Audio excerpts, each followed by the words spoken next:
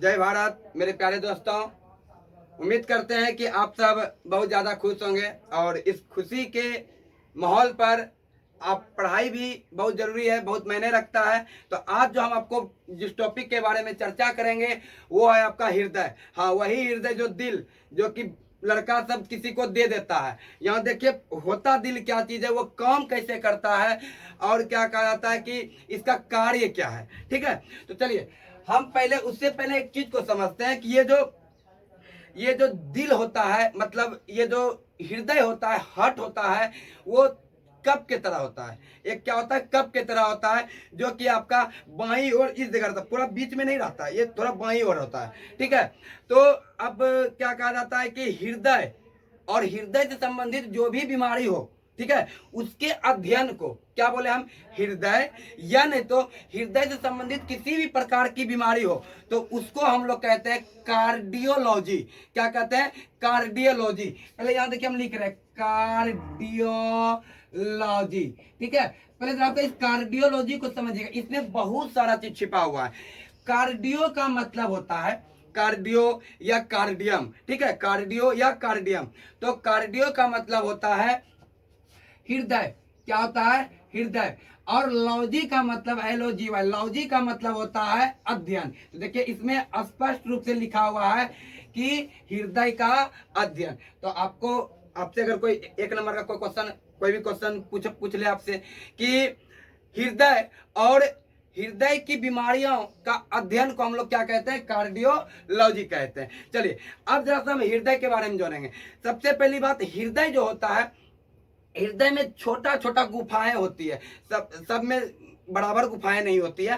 ठीक है, किसी में 4 होता है, किसी में 2 होता है, किसी में 13 भी होता है, किसी में 8 भी होता है। तो सब में अलग अलग गुफाएं होती है। उस गुफा को, एक छोटी छोटी गुफा होती है। आप गुफा का मतलब बड़का गुफा मत समझ लीजिएगा, गुफा छोटी छोटी। कप तो पहले इतनी चुकी का तो कप होता है, कप के तरह क्या होता है, हृदय होता है। उसमें कि इतना बड़का गुफा हट जाएगा, छोटा छोटा गुफा होता है। ठीक है, और उसी गुफा को हम लोग कहते हैं कोष्ठक। अब उस कोष्ठक में भी 2 तरह का नाम होता है, हम आगे अभी आपको समझाएंगे। तो सबसे पहले आप ये समझिए कि किसमें कितना कोष्ठक होते हैं, मतलब वो गुफाएं, छोटी छोटी जो गुफाएं होती है, कितनी गुफाएं होती है। ठीक है, तो चलिए तेलचट्टा, यहाँ देखिए हम पहले से लिख रखे हैं। तेलचट्टा में जो होता है 13 कोष्ठक होता है। तेलचट्टा में कितना कोष्ठक होता है, 13 कोष्ठक होता है। मछली में 2 होता है। मछली में कितना होता है, 2। सारे मछली में 2 नहीं होता, कुछ अपवादें भी होती है जो हम लिख चुके हैं। देखिए मछली में 2 होती है, लेकिन डॉल्फिन मछली जो होती है, जो काफी बड़ा भी होता है, डॉल्फिन मछली जो होता है उसमें जो होता है 4 चेम्बर होते हैं। कोष्ठक को इंग्लिश में कहा जाता है चेम्बर। कोष्ठक को इंग्लिश में कहते हैं चेम्बर, चेम्बर। ठीक है, अब देखिए केचुआ में 8 कोष्ठक होता है। केचुआ में कितना, 8 कोष्ठक होता है। और ये आपका सरीसृप जो है या उभयचर, जो कि पृथ्वी पर रेंगते हैं या फिर जल में तैरते हैं, उसमें 3 होता है। ठीक है, लेकिन इसमें भी कुछ अपवादें हैं। अब अगर बात करते हैं मगरमच्छ का, तो मगरमच्छ जो होता है वो भी क्या कहता है, आपका रेंगने वाला है, पानी में भी तैरता रहता है और आपका धरती पर भी रहता है। तो लेकिन इसमें कितना रहता है, इसमें 4 होता है। मगरमच्छ में कितना होता है, 4। हम देखिए जितना भी आपको अभी हम बता रहे हैं, ये आपको हम कॉन्सेप्ट क्लियर करवा रहे हैं। पहले आप अपना कॉन्सेप्ट को क्लियर कर लीजिए। अगर आप कॉन्सेप्ट को क्लियर कर लीजिएगा फिर आसानी से आप क्वेश्चन को सॉल्व कर सकते हैं। ठीक है, तो ध्यान से इस वीडियो को देखिएगा, आगे कॉपी लेके रहिए, क्योंकि बाद में इस वीडियो के लास्ट में हम आपसे क्वेश्चन करेंगे और क्वेश्चन का आपको आंसर देना है। ठीक है, तो चलिए मगरमच्छ में जो होता है 4 कोष्ठक होता है। ठीक है, अच्छा मछली में कितना, 2 होता है। मेढक में कितना, 3 होता है। मेढक में 3 कोष्ठक होता है। चलिए हम यहाँ लिख भी दिए हैं। तेलचट्टा में 13 होता है, मछली में 2 होता है। अब मछली में भी क्या, डॉल्फिन मछली जो होता है, डॉल्फिन मछली में फिर 4 होता है। डॉल्फिन मछली में कितना होता है, 4 होता है। ठीक है, मेढक में कितना होता है, 3 होता है। और प्रायः जितने भी रेंगने वाले चीजें, रेंगने वाले जीव जंतु हैं, ठीक है, या पानी में जो रहते हैं, वो उसमें प्रायः कितने होते हैं, 3 होते हैं। केचुआ में कितना, 8 और डॉल्फिन में 4। अच्छा अब इस जगह से एक क्वेश्चन बनता है। एक बार एग्जाम में क्वेश्चन पूछा गया था कि सबसे ज्यादा कोष्ठक किस जीवधारियों में होता है? तो सबसे ज्यादा जो कोष्ठक होता है वो आपका तेलचट्टों में होता है, इसको कॉकरोच कहते हैं। वो मेकअप की दुकान सब देख के डर जाती है, वही तेलचट्टा का बात कर रहे हैं। 13 को कोष्ठक होता है तेलचट्टों में, 13 कोष्ठक। तो सबसे ज्यादा किस में होता है? तेलचट्टों में होता है। ठीक है, तो आगे हम लोग अब यहाँ समझते हैं।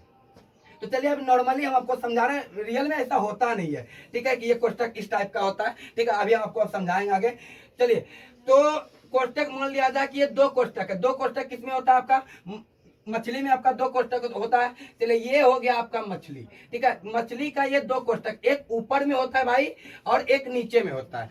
जो ऊपर में होता है कोष्ठक, ठीक है, कोष्ठक की बात करें, जो ऊपर में जो कोष्ठक होता है उसको बोलते हैं अपर चेम्बर। क्या बोलते हैं? अपर चेम्बर। इंग्लिश इसको क्या बोलते हैं? चेम्बर। तो इसको बोलते हैं अपर चेम्बर। और जो नीचे में होता है उसको बोलते हैं लोअर चेम्बर। क्या बोलते हैं? Lower chamber. अब नाम सबका अलग अलग। अब अपर चेम्बर ऊपर में है तो अपर चेम्बर, नीचे में है तो लोअर चेम्बर, लेकिन नाम इसका कुछ अलग है। नाम क्या है? इसको कहते हैं अलिंद। इसको क्या कहते हैं? अलिंद। ऊपर में जो आपका कोष्ठक होगा, चेम्बर होगा, उसको कहेंगे अलिंद, और जो नीचे में होगा उसको कहेंगे निलय। ठीक है, तो चलिए, ये आपका 2 चेम्बर होता है मछली में, इसको क्या बोलेंगे?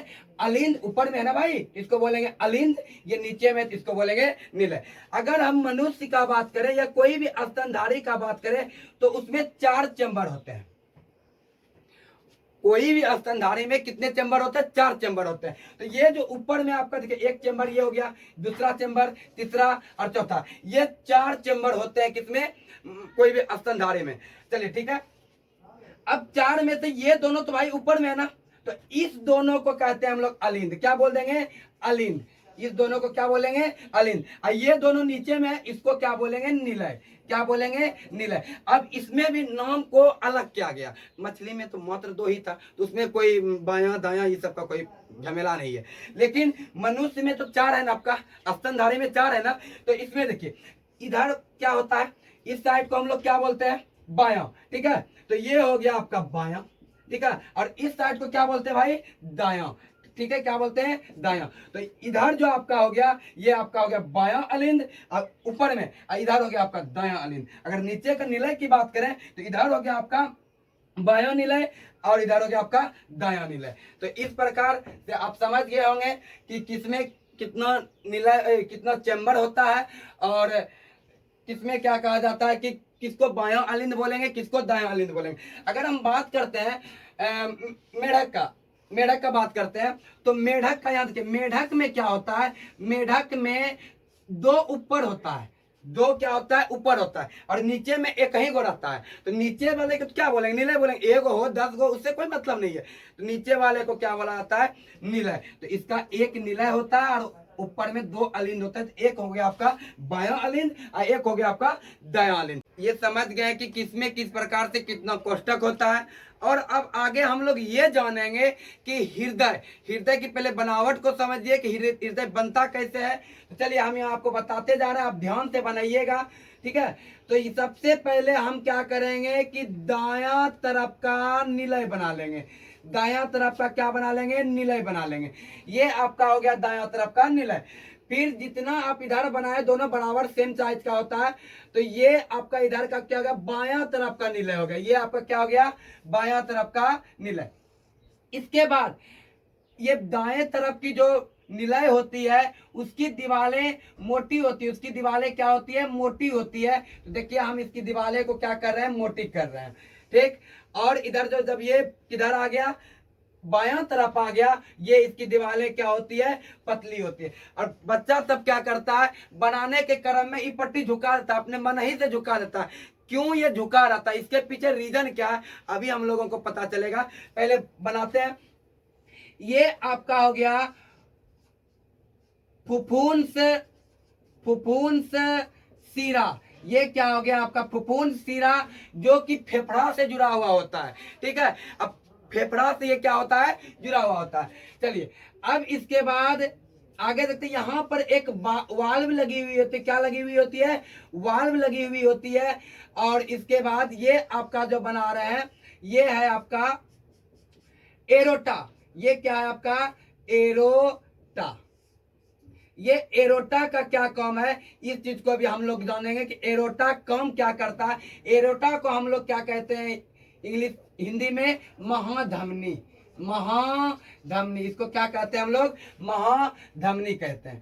ठीक है, फिर आगे हम जैसे आगे बढ़ते हैं, तो आगे बढ़ने के बाद यहाँ पे आपका लगा रहेगा क्या चीज, एक नशे कह सकते हैं, एक नशे टाइप की होती है, जिसको हम लोग इसका नाम आगे जानेंगे क्या कहेंगे इसको। फिर इसके बाद यहाँ भी एक बाल्ब लगी हुई होती है, यहाँ भी आपका क्या लगा हुआ होता है, एक बाल्ब लगा हुआ होता है। ठीक है, चलिए अब ये जो आपका हुआ, ये जो आपका हुआ, ये आपका हो गया महाशिरा। महाशिरा जिसको हम लोग इंग्लिश में कहते हैं भेना कावा। क्या कहते हैं, भेना कावा। अब इसके बाद यह समझिएगा, पहले हम लोग अलिंद को देख लेते हैं। अलिंद कितने अलिंद हो गए, कितने निलय। ये आपका हो गया बायां अलिंद, ये आपका हो गया बायां दायां अलिंद। नीचे फिर इसको क्या बोलेंगे, बायां निलय, और ये आपका हो गया दायां निलय। ठीक है, इस प्रकार से मनुष्य में 4 कोष्ठक होते हैं। अब किस अलिंद का काम क्या है, सबसे देख लेते हैं अलिंद का क्या काम क्या होता है। अलिंद का जो काम होता है भाई, उसका काम होता है ब्लड को रिसीव कर लेना। वो रिसीव करके वो भी अपने पास नहीं रखता है, जैसे वो रिसीव किया, एक तरह समझिए ना, वो रास्ता होता है। क्या होता है, रास्ता। वो रिसीव करता है, रिसीव करके वो किसके पास भेजता है, निलय के पास। ये वाल्व लगा रहता है, इस वाल्व को पार करता है। ठीक है, तो ये अलिंद का काम है रिसीव करना, रिसीव करना। और फिर क्या कहता है, निलय, कोई सा भी निलय हो, चाहे वो बायां निलय हो चाहे वो दायां निलय हो, निलय का काम है पंप करना। पंप करना, पंप करना, क्या काम है उसका, पंप करना। तो देखिए, सबसे पहले महाशिरा शरीर के विभिन्न हिस्सों द्वारा, शरीर के विभिन्न हिस्सों द्वारा अशुद्ध रक्त, अब ये समझेंगे अशुद्ध रक्त क्या होता है। अशुद्ध रक्त जो होता है वो ऑक्सीजन से जो होता है, ऑक्सीजन युक्त नहीं होता है। ठीक है, उसमें ऑक्सीजन मिला हुआ नहीं रहता है, और शुद्ध रक्त में ऑक्सीजन मिला हुआ होता है। अशुद्ध रक्त को नीले कलर से दिखाते हैं, और शुद्ध को हम लोग लाल कलर से दिखाते हैं। ठीक है, तो चलिए, विभिन्न हिस्सों से शरीर के विभिन्न हिस्सों से महाशिरा द्वारा ब्लड आता है। जब ये आता है तो सबसे पहले कहाँ जाता है, सबसे पहले ये किसमें प्रवेश करता है, बायां अलिंद में। बायां अलिंद के बाद ये कहां, तो इसका काम क्या है, अलिंद का काम है रिसीव करना। फिर ये कहां चले आता है, बायां निलय में। फिर ये बायां निलय के द्वारा गई है, किसकी ओर गई है, लंग्स की ओर गई, जिसको फेफड़ा कहते हैं। क्या कहते हैं, फेफड़ा कहते हैं। और इसमें जो ये जो वाल्व लगी हुई है ना, जो वाल्व लगी हुई है, इसको कहते हैं मुनरी वाल्व, पल्मुनरी वाल्व कहते हैं इस वाल्व को। ठीक है, इसके बाद ये जो वाल्व था, इसको आप क्या बोले थे, बाइकस्पिड वाल्व बोले थे। क्या बोले थे, बाइकस्पिड वाल्व। और ये जो आपका ये इसको हम लोग क्या कहते हैं, इसको कहते हैं ट्राइकस्पिड वाल्व। क्या कहते हैं, ट्राइकस्पिड वाल्व। तो इस प्रकार आप ध्यान से आप देखिए, इसमें कितने वाल्व आपको दिखाई दे रहे हैं, 4 वाल्व आपको दिखाई दे रहा होगा। ठीक है, एक तो आपका बाइकस्पिड वाल्व, ठीक है, जो क्या करता है कि किससे, फुफ्फुस शिरा से जो ब्लड आती है, जो उसको निलय के अंदर, निलय में जो प्रवेश कराता है, वो वाल्व क्या है आपका, बाइकस्पिड वाल्व। इसके बाद एक आपका हो गया एरोटिक वाल्व, जो कि महाधमनी से जुड़ा हुआ है। किससे जुड़ा हुआ है, महाधमनी से जुड़ा हुआ है। और तीसरा है आपका लंग्स से जुड़ा हुआ है, पल्मुनरी वाल्व, जो कि लंग्स से जुड़ा हुआ है, लंग्स वाले रास्ते, मतलब फेफड़ा वाले रास्ते से जुड़ा हुआ है। ठीक है, चौथा है आपका ट्राइकस्पिड वाल्व, जो कि महाशिरा से जुड़ा हुआ, महाशिरा मतलब अलिंद, महाशिरा वाले रास्ते से जुड़ा हुआ है। तो इस प्रकार आपसे क्वेश्चन क्या जाएगा कि मनुष्य के शरीर में कितने वाल्व होते हैं। ठीक है, कितने वाल्व होते हैं, तो मनुष्य के शरीर में टोटल 4 वाल्व होते हैं। ठीक है, अब ये हमको जानना है कि वाल्व का काम क्या है।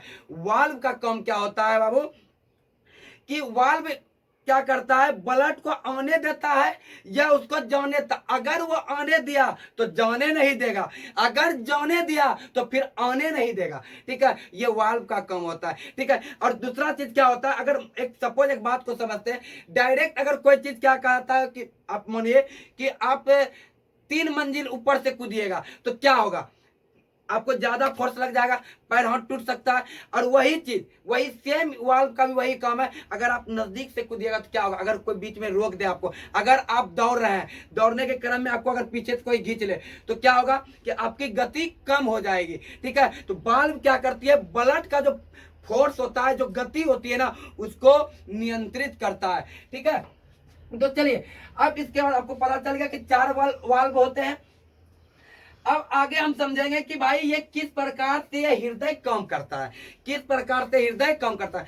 सबसे पहले शरीर के विभिन्न हिस्सों से जो ब्लड आती है, जो ब्लड आती है वो कहाँ आता है, ये इधर आपका हो गया लेफ्ट बायां, इधर आपका हो गया दायां, मतलब राइट राइट। ठीक है, तो कहाँ आता है, महाशिरा के द्वारा, कहा ध्यान से सुनिएगा। ठीक है, कॉन्सेप्ट आपका क्लियर हो जाएगा। महाशिरा के द्वारा कहां आती है, ये महाशिरा के द्वारा बायां अलिंद में प्रवेश करता है। बायां अलिंद के बाद, बायां अलिंद के बाद ये कहां किसको पार करता है, कौन सा वाल्व को, ये ट्राइकस्पिड वाल्व को जब ये पार करता है तो ये कहां गिरता है आपका, बायां निलय में। बायां निलय इसको पंप करता है, पंप करता है क्योंकि ये अशुद्ध रक्त है ना, ये अशुद्ध रक्त को इसके माध्यम से, किसके माध्यम से, लंग्स के माध्यम से। अब देखिए ये जो आपका इस ढंग से है, इस ढंग से देखिए, इस ढंग से अगर आप इधर से ब्लड आया गिर गया तो ये इसको फिर ऊपर चढ़ने नहीं देगा। ठीक है, ये काम किसका हो गया आपका, ये ट्राइकस्पिड वाल्व का हो गया। फिर यहां से आने के बाद जाने का तो रास्ता है इसका, आपको लग रहा है कि ये भी एक रास्ता होगा, नहीं, जैसे ब्लड इधर पार करेगा वो तुरंत ये बंद हो जाएगा। ठीक है, तो जाने का रास्ता केवल एक रास्ता ये है जो फेफड़ा की ओर गया, ये इस रास्ते से फेफड़ा चले जाता है, और फेफड़ा में ये ऑक्सीकृत हो जाता है, मतलब ऑक्सीजन से मिल जाता है और ये शुद्ध हो जाता है। शुद्ध होने के बाद वो जो आती है, ब्लड जो आती है फुफ्फुस शिरा द्वारा दायां अलिंद में प्रवेश करता है। दायां अलिंद में प्रवेश करने के बाद कहां गिर जाता है, दायां निलय में। और जैसे ये दायां निलय में गिरता है तो फिर इसके बाद यहां से ब्लड का महाधमनी की ओर निकलता है। तो महाधमनी की ओर निकले, ये इधर से पार न हो जाए इस वजह से ये क्या होता है, इस तरह से बंद हो जाता है। मात्र एक ही रास्ता इसके लिए खुला होता है, महाधमनी, और महाधमनी द्वारा शरीर के विभिन्न हिस्सों में फिर से शुद्ध रक्त बहने लगता है। ठीक है, कैसे रक्त बहता है पूरे शरीर में हम परिसंचरण आगे पढ़ेंगे, अगले पार्ट में हम आपको पढ़ाएंगे। बाकी यहाँ आप लोग देखिए। ठीक है, तो अब आगे हम लोग ये समझते हैं, पहले देखना है कि हृदय में किस प्रकार से ब्लड कैसे आया और कैसे पार किया। देखिएगा, शरीर के विभिन्न हिस्सों से ब्लड कहां आया, पहले महाशिरा द्वारा बायां अलिंद में, बायां अलिंद से बायां निलय में, बायां निलय से किस रास्ते द्वारा, पल्मोनरी वाल्व को पार करते हुए फेफड़ों में चले गया। अब फेफड़ों में वो ब्लड क्या हुआ, शुद्ध हुआ। शुद्ध होने के बाद फुफ्फुस शिरा द्वारा किसमें प्रवेश किया, आपका दायां अलिंद में प्रवेश किया। दायां अलिंद के बाद किसमें प्रवेश किया, दायां निलय में। दायां निलय के बाद जब ये शरीर के विभिन्न हिस्सों में शुद्ध रक्त पहुंचने लगा, किसके द्वारा, महाधमनी के द्वारा। तो आप लोग यहाँ क्या समझे कि धमनी में किस प्रकार का रक्त बहता है, धमनी में शुद्ध रक्त बहता है और आपका शिरा में जो होता है अशुद्ध रक्त बहती है। ठीक है, अब इसके बाद देखिए इधर की दीवारें मोटी होने के पीछे क्या कारण है, मोटी होने के पीछे क्या कारण है। अब शुद्ध जब रक्त, जब ब्लड शुद्ध हो गया तो वो स्पीड में कहाँ आते रहते, कहाँ आता है, ये यहाँ पे क्या बोलते हैं इसको, दायां निलय। दायां निलय में जब ये प्रवेश करती है तो दबाव ज्यादा लगता है। ठीक है, दबाव ज्यादा, भगवान भी थोड़ा बड़ा चतुर दिमाग के थे ना, ऊपर वाला भी बड़ा चतुर दिमाग के थे, बनेबो क्या बड़ा सोच समझ के। इधर तो क्या आ रहा है, शुद्ध रक्त आ रहा है, तो शुद्ध रक्त दबाव ज्यादा पड़ने की वजह से कुछ हो ना जाए, इसलिए इसकी ये दीवारें मोटी होती है। इसमें तो सिर्फ इसका काम है आओ सनम और जाओ सनम, ब्लड आया और भेजा। ठीक है, इधर से अशुद्ध रक्त आया, अशुद्ध होने के लिए फेफड़ा के पास भेज दिया। तो चलिए फिर आगे हम लोग देखते हैं। अब जो आगे आप ये जो देख रहे हैं कि हृदय के बाहरी आवरण को, हृदय के कौन से आवरण को, बाहरी आवरण, जो कि ये बाहर के आवरण है, इसको हम लोग कहते हैं पेरिकार्डियम।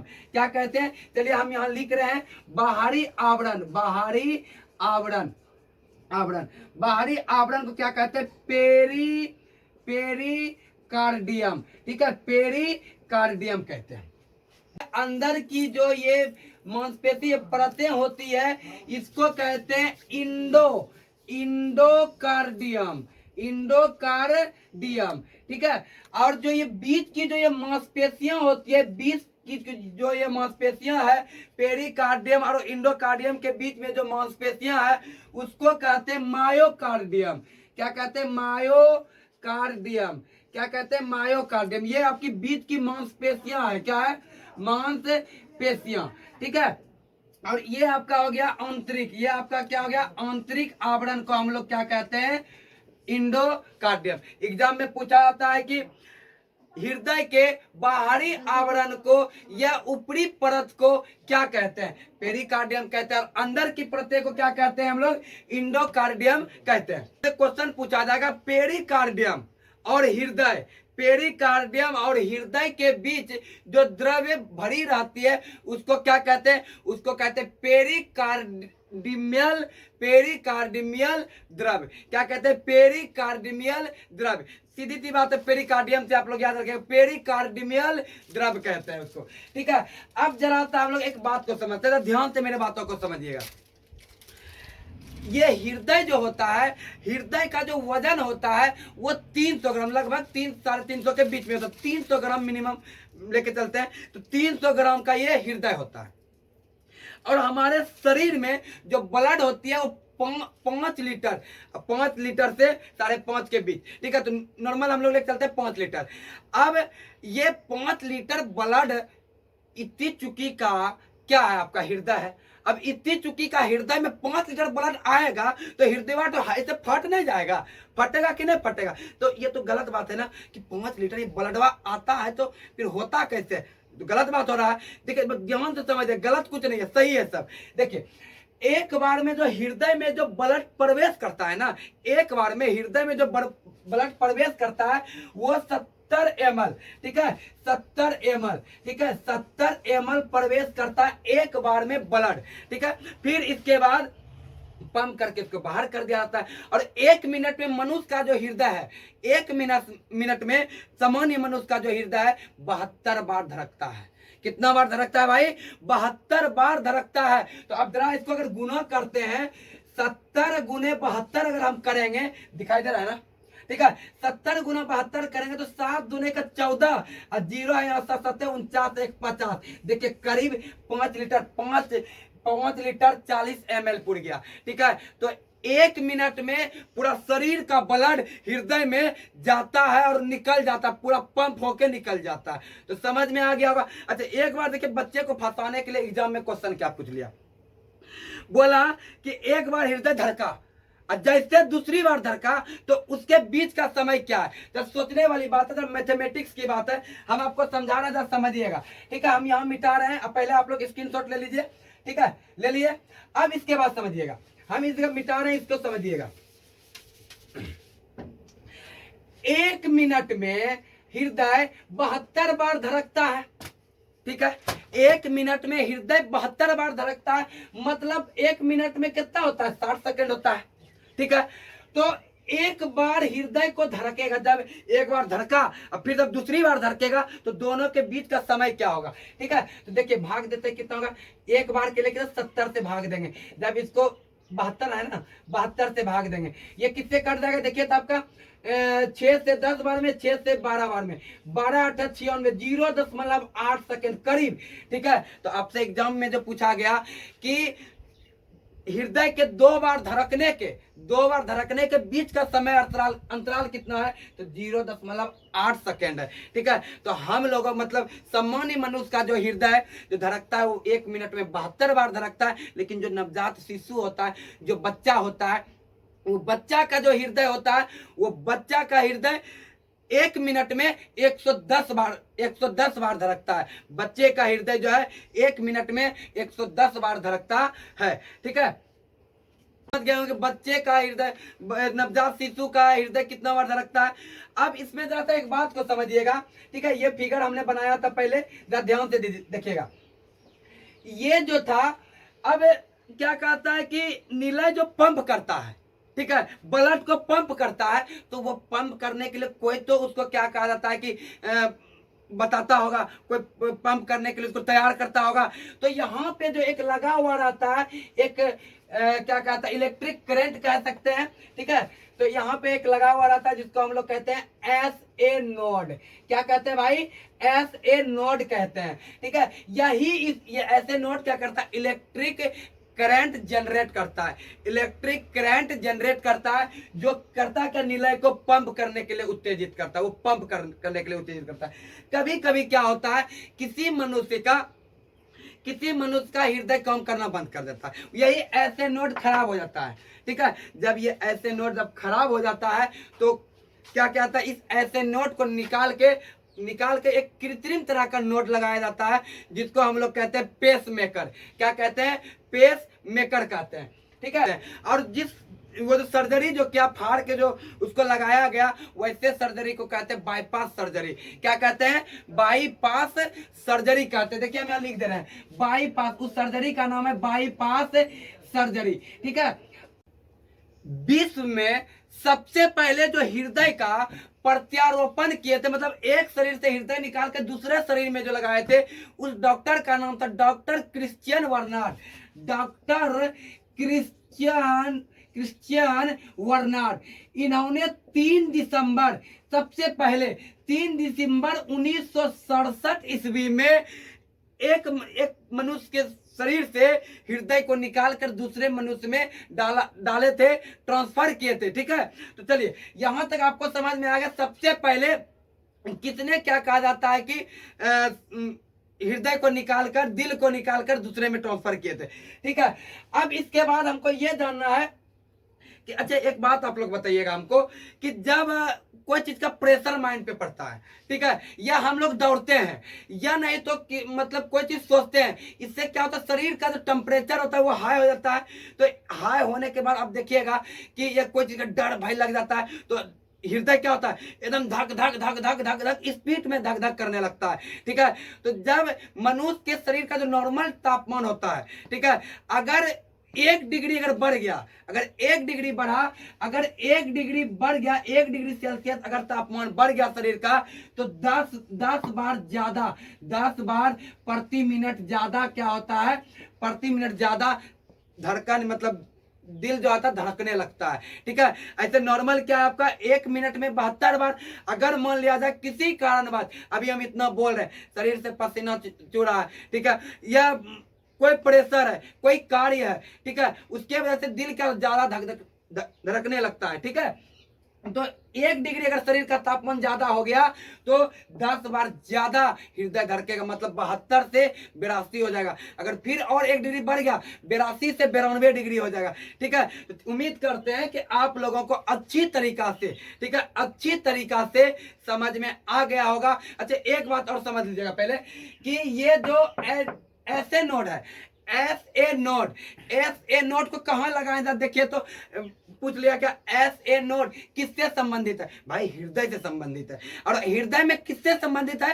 हृदय में ये बायोअलिन के ऊपर में लगाया जाता है। इसका काम होता है जनरेट करना, इलेक्ट्रिक जनरेट करना, करंट उत्पन्न करना। उसी के माध्यम, उसी के वजह से हृदय क्या होता है, निलय पंप करता है, निलय क्या होता है, पंप करता है, ठीक है। अच्छा अब दूसरा क्वेश्चन आपसे ये भी पूछ सकता है, कौन सा निलय ज्यादा मजबूत या कौन सा ज्यादा मोटा होता है? तो मोटा जो आपका होता है दायां निलय जो होता है ज्यादा मोटा होता है, और बायां जो होता है वो कम होता है, क्योंकि दायां में शुद्ध और बायां में अशुद्ध। तो आप लोगों को समझ में आ गया होगा। अब हम आपको कुछ इससे रिलेटेड इंपॉर्टेंट क्वेश्चन बता रहे हैं जो कि एग्जाम में हमेशा पूछे जाते हैं, ठीक है। तो आप अगर समझ गए होंगे तो जरूर आप उसका उत्तर दीजिएगा, ठीक है। तो आगे आप क्वेश्चन को देखिए पहले। तो आपको समझ में आ गया कि हृदय में इतनी सारे क्रियाएं होती है, ऐसे खून आता है, ऐसे खून जाता है, ठीक है। इसके बावजूद भी लड़का सब क्या करता है कि अपना ही दिल को दे देता है किसी और को। ऐसा गलती मत क्या कीजिए, ठीक है। ये गलती अच्छा काम नहीं है। आइंदा जो है ये दिल देने वाला जो सिस्टम है आप सब बंद कर दिए, ठीक है। पढ़ाई पे फोकस कीजिए ना, बहुत दिल वो मेकअप की दुकान सब जो है ढेरी आएगी, ठीक है। और खाली आप दिल देने वाला सिस्टम बंद कीजिए। चलिए हम आपके लिए क्वेश्चन बहुत सारा ला चुके हैं। आप देखिए जो इंपॉर्टेंट क्वेश्चन है एग्जाम के व्यू से, जो इंपॉर्टेंट क्वेश्चन है वो सारा क्वेश्चन हम लिख दिए। और देखिए अब आगे क्या है। हृदय तथा उसकी बीमारी के अध्ययन को क्या कहते हैं, पढ़ा दिए। हृदय तथा उसकी बीमारी के अध्ययन को क्या कहते हैं, कार्डियोलॉजी। क्या कहते हैं, कार्डियोलॉजी। कार्डियो का मतलब होता है हृदय, लॉजी का मतलब अध्ययन। चलिए सामान्य वयस्क मनुष्य के हृदय का वजन कितना होता है। एक नॉर्मल व्यक्ति का जो हृदय का जो वजन होता है वो कितना होता है, 300 ग्राम। हृदय को घेरे रहने वाली झिल्ली को क्या कहते हैं, हृदय को जो बाहर से जो घेर के रखा है उसको क्या कहते हैं, पेरिकार्डियम। और इससे क्वेश्चन और भी एक पूछा जाता है, हृदय के बाहरी परत को क्या कहते हैं, पेरिकार्डियम, ठीक है। प्रथम ध्वनि को क्या कहते हैं, हृदय में जो प्रथम ध्वनि जो उत्पन्न होती है, जो डॉक्टर सब आला लगा के चेक करता है, ठीक है, आला लगा के चेक करता है कि हृदय का ध्वनि है कि नहीं है, तो उसको क्या कहते हैं, लब कहते हैं। क्या कहते हैं, लब। अब लब डब कहाँ से उत्पन्न होता है, आपको बताए थे ना, वाल्व। वाल्व जो होता है इस तरह जो लगता है वाल्व, लब डब एक आवाज उत्पन्न होती है। देखिएगा, ध्यान से सुनिएगा,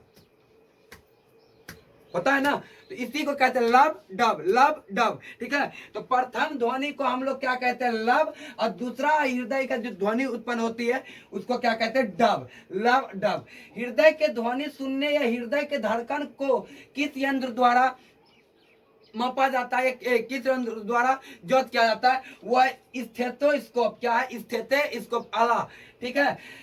हृदय की गतिविधि मापने वाले यंत्र को क्या कहते हैं, हृदय की जो गतिविधि जो मापते हैं उस यंत्र को कहते हैं ईसीजी। ईसीजी जिसका फुल फॉर्म होता है इलेक्ट्रोकार्डियोग्राम, ठीक है। अगला क्वेश्चन है आपका, हृदय का धड़कन मतलब हार्ट बीट जो होता है, धड़कता जो है का सामान्य से अधिक होना, मतलब नॉर्मल क्या है, 72 है। 72 से ज्यादा अगर हो जाएगा तो हम उसको क्या कहेंगे, उसको कहते हैं टेकीकार्डिया। क्या कहते हैं, टेकीकार्डिया। अगर आपका हृदय जो है, जब आप परेशान रहेंगे, डर जाइएगा, तो क्या हृदय तेजी से धड़केगा, तो उस सिचुएशन में हम क्या बोलेंगे, टेकीकार्डिया। जब हृदय नॉर्मल से कम जब चले, ठीक है, तब उसको बोलते हैं बेडीकार्डिया। क्या बोलते हैं, बेडीकार्डिया। बहुत इंपॉर्टेंट क्वेश्चन है ये वाला।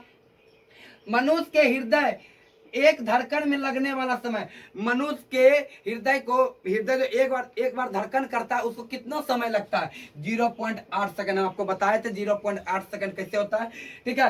हृदय से रक्त को शरीर के विभिन्न हिस्सों में जो पहुंचाता है, हृदय से शरीर, अब हृदय से जो ब्लड निकला, हृदय से शरीर के विभिन्न हिस्सों में, हृदय से फेफड़ा ना है, हृदय से विभिन्न हिस्सों में, उसका काम है धमनी, क्योंकि धमनी ही शुद्ध रक्त को शरीर के विभिन्न हिस्सों में पहुंचाता है। और फिर रक्त को हृदय से कहा, हृदय से रक्त को हृदय तक जो लाता है, हृदय तक, उसको क्या कहते हैं, शिरा कहते हैं। धमनी एवं शिराओं सहित, धमनी और शिरा सहित रक्त परिसंचरण तंत्र का अध्ययन विज्ञान के किस शाखा में किया जाता है। धमनी और शिरा सहित रक्त परिसंचरण का जो अध्ययन किया जाता है विज्ञान के किस शाखा में किया जाता है, वो है आपका एंजियोलॉजी। एंजियोलॉजी। अच्छा देखिए, आपसे क्वेश्चन ये भी कर सकता है, एंजियोलॉजी का जो जनक है, एंजियोलॉजी का जो जनक है वो कौन है, वो है विलियम हार्वे। William Harvey. अगला क्वेश्चन आपका कि सबसे ज्यादा हृदय कोष्ठक, सबसे ज्यादा हृदय किसमें पाया जाता है, किसमें होता है, वो होता है तेल चट्टाओं में, 13 गो। कब होता है, 13 गो। विश्व में प्रथम हृदय प्रत्यारोपण, हृदय का जो ट्रांसफर हुआ तो किया गया था किस डॉक्टर द्वारा, डॉक्टर क्रिश्चियन वर्नाट के द्वारा 3 दिसंबर 1967 ईस्वी में किया गया था, ठीक है। अगला क्वेश्चन है, फेफड़ों से रक्त को हृदय तक पहुंचाने का कार्य कौन करता है, फेफड़ा से हृदय तक, मतलब शुद्ध बन के आएगा हृदय तक, उसका क्या नाम है, क्या है, पल्मोनरी सीरा, ठीक है। और हृदय से फेफड़ा तक, हृदय से फेफड़ा तक उसको कौन करता है, धमनी करता है, ठीक है। अब बच्चा यहाँ कंफ्यूज कर रहा था, सर सीरों में तो सर अशुद्ध बहता है, ठीक है। ये आपका ये एक अपवाद के रूप में समझे, लेकिन अपवाद ये है नहीं, आपको समझाए थे वहां पे, ये पल्मोनरी सीरा है, ये पल्मोनरी धमनी है। आगे देखिए अगला क्वेश्चन क्या है, मनुष्य के शरीर में सबसे व्यस्तम पेशियां, मनुष्य का जो शरीर है सबसे बिजी पेशी क्या है, मनुष्य पेशी सबसे बिजी क्या है, वो है हृदय की पेशी। हृदय की जो पेशी होती है वो हमेशा बिजी होता है, ठीक है। मनुष्य के हृदय, देखिए इतना 14 क्वेश्चन हम आपको बता दिए, बाकी हम क्वेश्चन आपको हम मतलब होमवर्क के रूप में दे रहे हैं। आप लोग देखते हैं कि आप लोग बता पाते हैं कि नहीं बताते हैं, क्या मेरा पढ़ाया हुआ बेकार तो नहीं हो गया। इस वजह से हम आपको कुछ क्वेश्चन दे रहे हैं और आप हमको कमेंट बॉक्स में जरूर बताइएगा कि सर इसका आंसर ये होगा, ठीक है। तो ये देखिए मनुष्य के हृदय में कितने वाल्व होते हैं, आपको वाल्वों की संख्या बताना है कि मनुष्य के हृदय में कितना वाल्व होता है। मनुष्य का हृदय 1 मिनट में कितना बार धड़कता है, आपको अगला क्वेश्चन ये था। डॉल्फिन जिसको ब्लू व्हेल कहते हैं में कोष्ठक की संख्या कितनी होती है। अगला है रक्त का अध्ययन, रक्त का अध्ययन क्या कहलाता है। ये इस चैप्टर से रिलेटेड नहीं है, रक्त में हम आपको पढ़ाएंगे, लेकिन आपको कुछ अलग से भी क्वेश्चन दिए हैं, इसको आप कमेंट बॉक्स में हमको बताइएगा कि सर आंसर इसका ये होता है। देखते हैं आप जानते हैं या नहीं जानते हैं। रक्त का अध्ययन क्या कहलाता है, ठीक है। मस्तिष्क का वजन क्या होता है, आपको अभी पता चला कि हृदय का जो वजन होता है वो 300 ग्राम होता है, तो मस्तिष्क का वजन कितना होता है आपको बताना है, ठीक है। मस्तिष्क की गतिविधियों को मापने वाले यंत्र को क्या कहते हैं, हृदय की गतिविधियों को मापने वाले यंत्र को क्या कहते हैं, ईसीजी कहते हैं। क्या कहते हैं, ईसीजी कहते हैं। तो मस्तिष्क की जो मस्तिष्क गति कर रही है कि नहीं कर रही है, इसको मापने वाले यंत्र को क्या कहते हैं, ठीक है। क्या कहते हैं आपको बताना है, ठीक है। बस आज के वीडियो में बस इतना ही। जय हिंद, जय भारत।